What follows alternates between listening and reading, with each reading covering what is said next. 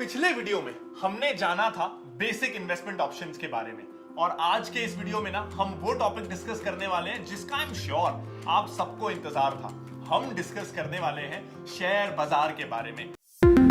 Welcome to our new series learn with Upstox, जहां हम सीखेंगे इन्वेस्टिंग के बहुत सारे कंसेप्ट्स जैसे IPOs, mutual funds, digital gold, stock market, real estate और भी बहुत कुछ। तो make sure that you watch this video ताकि आपको ये सारे इंपॉर्टेंट कंसेप्ट्स बहुत अच्छे से समझ में आ जाए। चलिए अब शुरू करते हैं कि आखिर ये शेयर बाजार है क्या। शेयर बाजार का सुन के ही ना बहुत से लोगों को डर लगता है। फैमिली और रिलेटिव्स तो यही कहते हैं कि शेयर मार्केट में पैसा मत लगाना, यहां पैसा डूब जाता है क्योंकि ये एक जुआ है या सट्टा बाजार है। इवन मूवीज में भी हमने यही देखा है। मुन्ना भाई एमबीबीएस याद है, हमने यही देखा है। लेकिन दोस्त हैं जो क्लेम कर रहे हैं कि वो बहुत पैसा कमा रहे हैं, तो ऐसे में कंफ्यूजन होता है, नर्वसनेस होती है कि करें तो क्या करें, शेयर मार्केट में निवेश करें या नहीं। चलिए एक ना फन फैक्ट जानते हैं। अगर आपने या आपकी फैमिली मेंबर ने 40 साल पहले विप्रो में सिर्फ 10,000 रुपए लगाए होते ना, तो आज 40 साल बाद वो होते 700 करोड़ रुपए। अब आप में से कुछ लोग ये सुन के हैरान होंगे और कुछ लोग तुरंत ये कमेंट करने का सोचेंगे, लेकिन तब 10,000 रुपए थे किसके पास? तो कोई बात नहीं, अगर आपने 1,000 रुपए भी लगाए होते ना तो आज वो 70 करोड़ हो जाते। लगता है 1,000 भी नहीं होंगे। अगर आपने 100 रुपए भी लगाए होते ना, 100 रुपए तो थे, वो भी आज 7 करोड़ रुपए हो जाते। तो ये पोटेंशियल है स्टॉक मार्केट का।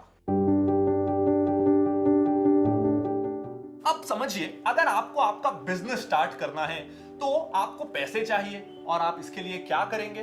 आप अपनी फैमिली को कहेंगे या दोस्त या रिलेटिव्स को कहेंगे। लेकिन अगर थोड़े और ज्यादा पैसे चाहिए जो दोस्तों और परिवार वालों से नहीं हो पा रहे हैं, तो आप क्या करेंगे? तो आप बैंक्स को अप्रोच करेंगे।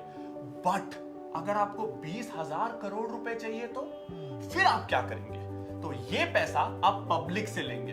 तो इसके लिए आप उन्हें अपना बिजनेस मॉडल समझाएंगे कि मेरा ये प्लान है, और जिन लोगों को आपका बिजनेस मॉडल पे भरोसा हो जाए, हो सकता है वो आपको पैसा दे दें। बदले में वो आपसे क्या लेंगे?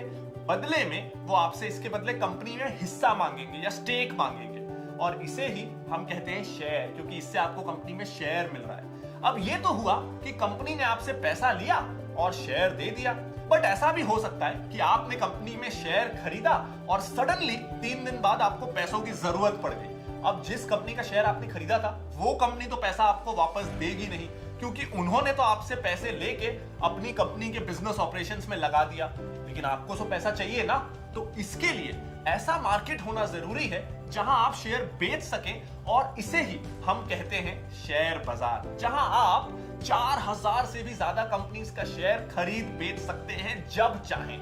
अब अगर आपको लगता है कि कोलगेट का फ्यूचर अच्छा है, वो अच्छा करने वाली है, तो उसके टूथब्रश या टूथपेस्ट ज्यादा बिक रहे हैं ऐसा आपको लगता है, तो उसका शेयर आप ले सकते हैं। वहीं किसी को लगता है कि नहीं, HUL ज्यादा अच्छा करने वाली है कोलगेट के मुकाबले, तो आप वो खरीद सकते हैं। तो आपको जो बिजनेस पसंद आता है, मार्केट में 4,000 से ज्यादा बिजनेसेस लिस्टेड हैं, आप उसको खरीद सकते हैं। तो डेली करोड़ों लोग शेयर्स खरीदते हैं, शेयर्स बेचते हैं, तो इसलिए आपको आपके शेयर का बायर या सेलर मोस्टली मिल ही जाता है। तो यही तो खास बात है शेयर बाजार की, कि आप चाहें तो एक क्लिक में शेयर खरीद के रतन टाटा के बिजनेस में हिस्सेदार बन सकते हैं, या आदि गोदरेज के एम्पायर के शेयर्स खरीद लें, या रिलायंस का खरीद के जियो का हिस्सा बन जाए। थोड़ा सा ही सही, बट आप एटलीस्ट हिस्सेदार तो बन गए। तो आप ऐसी कंपनीज में इन्वेस्ट कर रहे हैं जिन्हें टाटा, बिरला, अंबानी जैसे इंडिया के बेस्ट बिजनेस ब्रेन्स रन कर रहे हैं।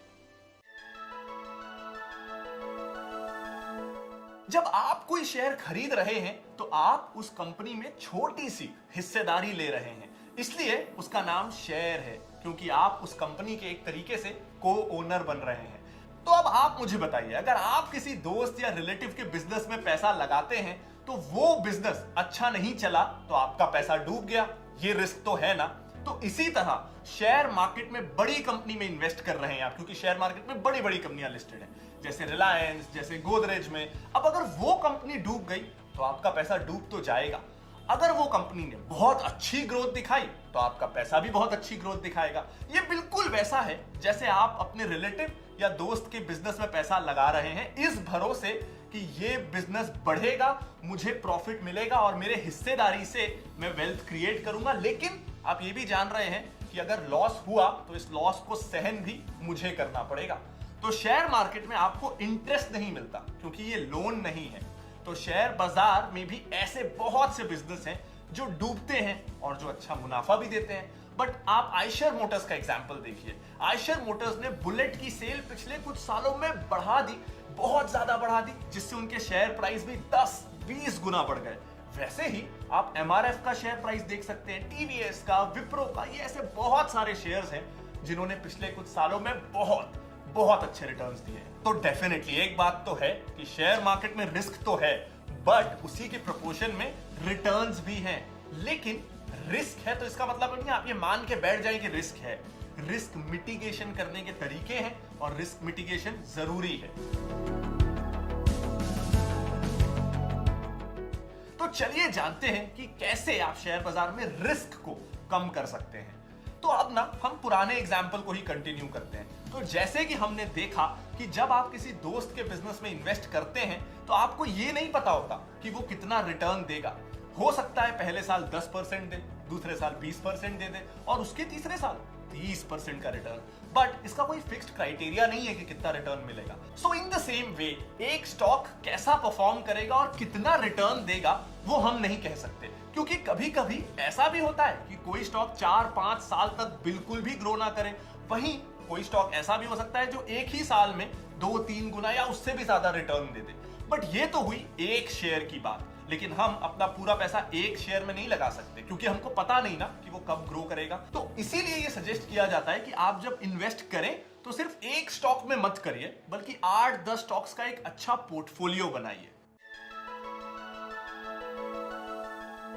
अब हमने ये तो जान लिया कि शेयर क्या होता है और शेयर मार्केट क्या होता है। अब आप भी सोच रहे होंगे कि जब कंपनी ने पैसा ले लिया, हिस्सेदारी दे के, तो फिर शेयर प्राइसेस डेली अप या डाउन क्यों होते हैं? कंपनी ने तो हमको हिस्सेदारी दे दी।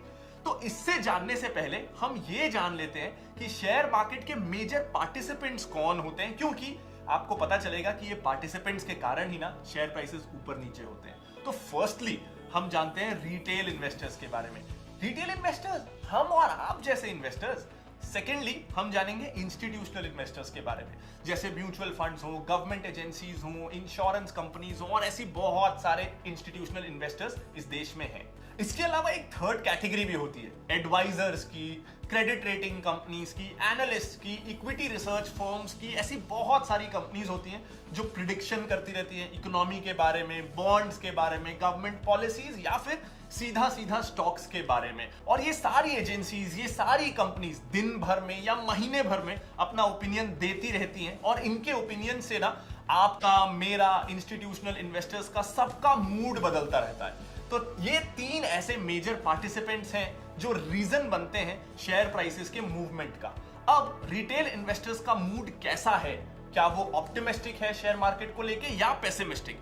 इंस्टीट्यूशनल इन्वेस्टर्स या तो एकदम से किसी शेयर में इन्वेस्ट करें या किसी से बेच के निकलें, तो वो शेयर में काफी अफेक्ट करता है। तो इनकी एक्टिविटी ना बहुत मायने रखती है। अब एडवाइजर्स या इन्वेस्टर्स का देखते हैं। आपने ऐसे न्यूज देखे होंगे कि मॉर्गन स्टैनले ने इंडिया की ग्रोथ नेगेटिव बताई, या फिर गोल्डमैन सैक्स ने ऑटोमोबाइल सेक्टर में इतने % का ग्रोथ दिखाया। तो ऐसे न्यूज ना हम देखते हैं, सुनते रहते हैं। तो जब कोई रिस्पेक्टेड एजेंसी जो ग्लोबली या इंडिया में रिस्पेक्टेड है अपना ओपिनियन देती है, तो इससे रिटेल इन्वेस्टर्स के मन में, हमारे ओपिनियंस में भी काफी फर्क आता है, हमारे सेंटिमेंट्स भी चेंज होते हैं। इंस्टीट्यूशनल इन्वेस्टर्स को भी डेटा वगैरह मिलता है जिससे उनके ओपिनियंस को इंपैक्ट होता है। तो इन सारी चीजों से ना शेयर के प्राइस कभी गिरते हैं तो कभी बढ़ते हैं। अब अगर मारुति का रिसर्च रिपोर्ट देखेंगे तो हो सकता है उसमें 10 ब्रोकर्स कह रहे हैं कि मारुति अच्छा है, लेना चाहिए, और 10 ब्रोकर हैं जो उसे बुरा कह रहे हैं। तो ऐसे में रिटेल इन्वेस्टर्स का ओपिनियन भी चेंज हो जाता है, डिवाइड हो जाता है। अब ब्रोकर्स या एडवाइजर के ओपिनियंस चेंज भी हो सकते हैं, चेंज कई बार होते रहते हैं डिपेंडिंग अपॉन कंपनी का न्यूज क्या रहा, सेक्टर कैसा चल रहा है। अब अगर मारुति खुद ये कह रही है कि उनकी मैन्युफैक्चरिंग 3 दिन के लिए बंद हो जाएगी क्योंकि डिमांड नहीं है। तो अब ये नेगेटिव न्यूज से मारुति के शेयर प्राइस गिर सकते हैं। बट वही अगर ये न्यूज आ जाए कि मारुति और टोयोटा के बीच कोई स्ट्रेटेजिक पार्टनरशिप हो रही है तो हो सकता है कि प्राइसेस बढ़ जाएं, क्योंकि ये पॉजिटिव न्यूज है, तो इससे शेयर प्राइस बढ़ेंगे। तो ऐसा कंपनी रिलेटेड न्यूज या इकोनॉमी या सेक्टर रिलेटेड न्यूज से शेयर प्राइसेस पे काफी इंपैक्ट आता है। और अब ये तो हो गया न्यूज, अब दूसरा हो गया ओपिनियन।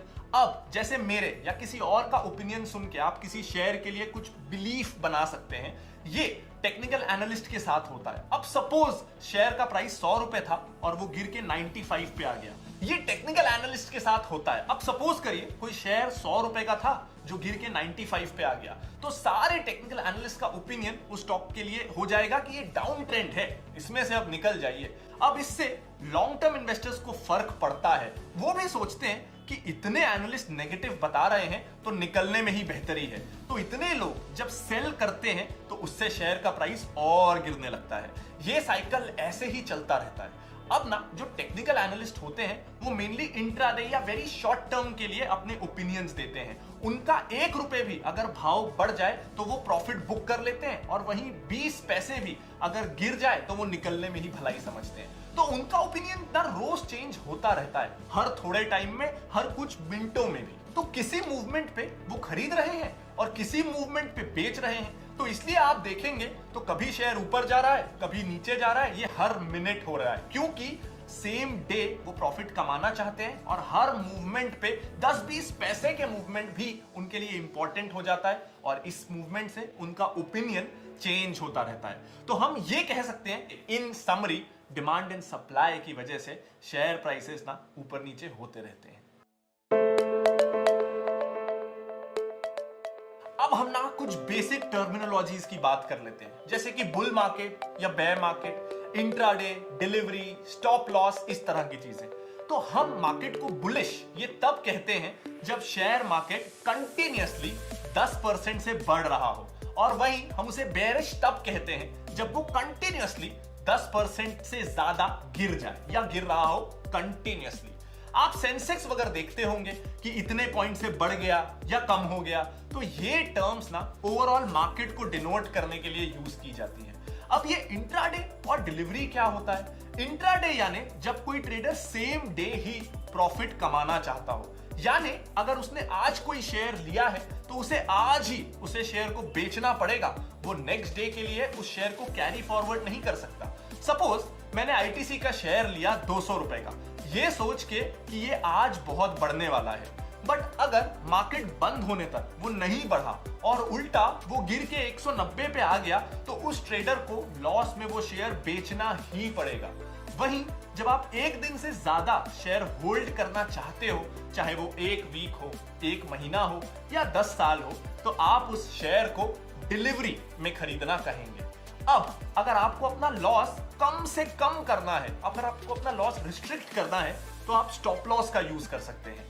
अब ऊपर वाले एग्जाम्पल में मैंने 200 रुपए का शेयर लिया और वो गिर के 190 पे आ गया, तो मैं शेयर लेते टाइम स्टॉप लॉस पे एक प्राइस एंटर कर सकता हूं कि अगर शेयर गिर के 195 तक आ जाए तो मेरे सारे शेयर्स अपने आप बिक जाए। क्यों? क्योंकि मैं सिर्फ 5 रुपए का लॉस अफोर्ड कर सकता हूं, ना कि 10 रुपए का। तो stop loss generally intraday traders के लिए होता है। मान लेते हैं एक पार्टनरशिप फर्म है जिसमें 4 पार्टनर्स हैं जिनका 25% प्रॉफिट शेयरिंग एग्रीमेंट है, और ये फर्म को साल के एंड में 1 लाख का प्रॉफिट हो रहा है। तो हर एक पार्टनर को 25-25 हजार मिला, जो कि उनका प्रॉफिट पर शेयर हुआ।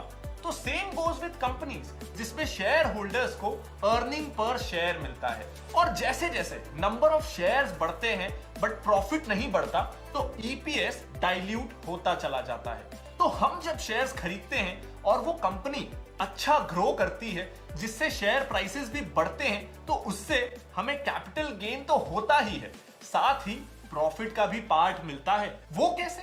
अब आपने ये सुना होगा कि कुछ कंपनीज डिविडेंड डिक्लेयर करती हैं। अब डिविडेंड्स क्या होते हैं, जरा ये समझ लेते हैं। तो हम जब कंपनी के शेयर्स लेते हैं तो हम कंपनी के शेयर होल्डर बन रहे हैं। तो क्योंकि हमने कंपनी को फंड्स दिए हैं अपने, तो कंपनी भी इन रिटर्न हमसे उनके प्रॉफिट शेयर करती है, जिससे डिविडेंड कहा जाता है। बट ये सारी कंपनीज नहीं देती है। तो डेफिनेटली शेयर मार्केट में रिटर्न है, बट वही रिस्क भी तो है ना। बट शेयर मार्केट एक अच्छा और अट्रैक्टिव इन्वेस्टमेंट ऑप्शन इसलिए बनता है क्योंकि अगर आप बाकी किसी फाइनेंशियल एसेट में इन्वेस्ट करेंगे, चाहे वो एफडी हो, गोल्ड हो, रियल एस्टेट हो, आपको लिक्विडिटी और गेन सबसे ज्यादा मिलने का पोटेंशियल शेयर मार्केट में होता है। बट हाँ, ये बात का हमेशा ध्यान रखें कि जितने ज्यादा रिटर्न्स मिलते हैं उतना ही रिस्क इन्वॉल्व है। तो जब भी आप इन्वेस्ट करें ना, तो आप रिसर्च करें कि वो कंपनी कैसी है, क्या उनकी ग्रोथ अपॉर्चुनिटी है, कैसा उनका मैनेजमेंट है, और ऐसी बहुत सारी चीजें जिसको हम फंडामेंटल एनालिसिस कहते हैं, जिसको हम जरूर आगे के वीडियोस में सीखने वाले हैं। तो आई होप कि अब इस वीडियो से शेयर बाजार क्या होता है और उसके कुछ कॉमनली यूज्ड टर्म्स जो आपको पहले समझ में नहीं आते थे, अब समझ में आने लगे होंगे। अगर ऐसा हुआ है ना, तो जल्दी से इस वीडियो को लाइक कर दीजिए, अपने फ्रेंड्स एंड फैमिली के साथ शेयर कर दीजिए, और कोई डाउट है तो कमेंट कर सकते हैं। इसके साथ ही इस चैनल को सब्सक्राइब करना बिल्कुल मत भूलिएगा। तो अगर आप चैनल सब्सक्राइब कर लेंगे तो इस तरह के जितने भी और वीडियोस इस चैनल पे आने वाले हैं, उनका टाइमली नोटिफिकेशन आपको मिलता रहेगा। Thank you.